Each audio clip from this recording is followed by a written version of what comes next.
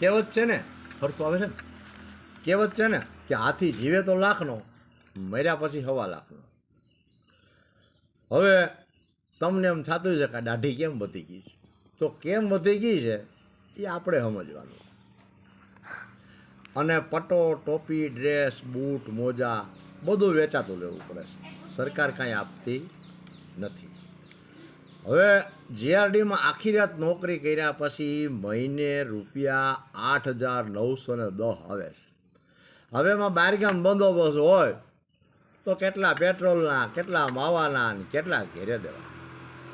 હવે તો ઘેરેથી બાયું પણ એમ કહે છે કે તમે નોકરી કરવા જાઓ છો તો 300 રૂપિયા મળે છે, તો તમારે કેદી પ્લેનમાં બેહવું, કારણ કે જીવતા તમને 300 રૂપિયા મળે છે, તો પછી મર્યા પછી તો 1 કરોડ આવે.